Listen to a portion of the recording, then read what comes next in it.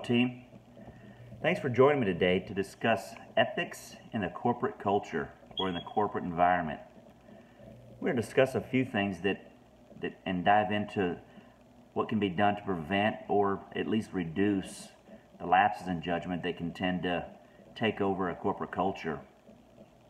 Understanding what drives the decision making or the ethical decision can really help you develop a good HR team to prevent and reduce these kind of bad choices that can hurt a reputation of a company. But it can also help you develop a core foundation for your employees to ground themselves when they do go about their daily routines. Understanding the highlights of what's intertwined in the ethics will really help you kind of guide you as a leader and as a follower. First, let's look at how you can integrate leadership styles and how that plays into ethical perspectives. Most corporations are made up of leaders and followers, but understanding both roles will really kind of help each other make the right decisions when going about the daily routines. There are three leadership styles that we can kind of class each group in. First being directive, the second being transactional, and the third being transformational, which is my personal favorite. Directive tends to take more of an authoritative approach. It's kind of a subordinate gets an order and the subordinate follows it. The follower gets an order, he follows it. That doesn't leave much room for self-thought or for a follower to really contribute or at least feel like they contribute. Transactional style, that style's kind of described as a management style. Hey buddy, can you do me a favor? Can you do this for me? Awesome. If you write their schedule or you favorite in scheduling or shifts, if you do something for me, I can do something for you. That's very transactional, where the leader and the subordinate are constantly making having an interaction with each other. Lastly, which is my personal favorite, is the transformational. This leader who guides with the transformational style will tend to give the followers a big vision, something to hold on to, something to look forward to, something bigger than themselves to be part of. When you can create a core culture that has this leadership style, and you have followers that understand this style, you can really get some momentum in developing a culture that is ethically sound and ethically grounded. So as a follower, definitely look for this style, and as a leader, definitely strive for this style. Even though you'll use one of the three at some point in some form or fashion as you go about your routines, you'll find that the transformational style is really going to help catapult you forward, and it really creates long-term success. Now, the culture climate in an environment tends to lean towards how the policies are written, how the leader is, and how HR tends to handle those unethical behaviors. But first, before they can establish that, there needs to be a grounding of what are these behaviors that are unethical.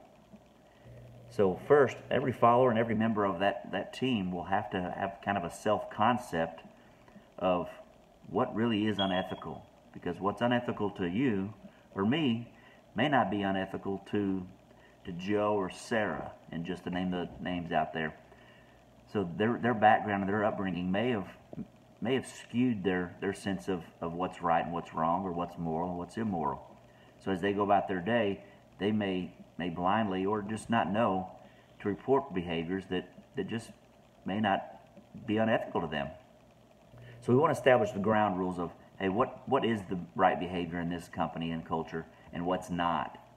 And then you want to establish what's going to happen when we cross these lines or when we cross these boundaries, so that way the team itself can gather and grasp on to what's right, what's wrong, and how they can contribute to that in their daily practices. Because ultimately you want your team to be able to work autonomously, but you want to make sure that when they get in sticky situations, they understand and they have a good foundation of what's going to guide their decisions and ultimately their choices. Because some of these choices, if given in the hands of the wrong or the right leader, the wrong leader, whichever way you look at it, can damage a company's reputation pretty bad. I'll talk to you a little bit about one that's kind of a most common unethical issue that's been brought up, and a lot of times it goes overlooked. Believe it or not, 73% of Americans have claimed they have witnessed some sort of ethical misconduct. But one that goes overlooked the most is theft of time. And I say that as it's not in a sense that you're actually overpaying yourself. It's a sense of how are you controlling your time? How are you managing your time? Are you being fair to the employer with your time? Things such as, I'm going to come in early and punch in early, or I'm going to stay late if you're an hourly employee, or if you're a salaried employee, coming in late and leaving early. Now granted, there are some pros and cons, there's perks, and every corporate culture is going to establish those guidelines.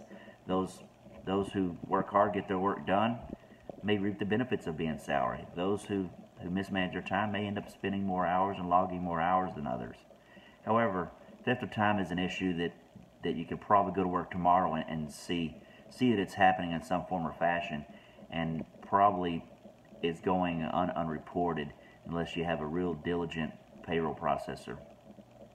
But you can see that ethical decisions or ethical lapses in corporate cultures can happen anywhere, at any time, and it is ongoing. So knowing what's going to improve the ethical outcome or the ethical foundation of your company is having good, strong foundation, and you know, if you can base it biblically, that's really gonna mean a lot. Proverbs 10:9 says it real plainly. Whoever walks in integrity walks securely, but whoever makes his way crooked will be found out. That verse right there, if you tend to put that in your heart, and when you're talking, you kind of put it in words that your employees and your followers can understand, you're going to be able to establish some sort of trust relationship with them and get them to work because they want to work well for you, not because they have to, but they're going to trust and like and want that guidance, and they're going to have a feeling of obligation to do what's right because it's simply the right thing to do.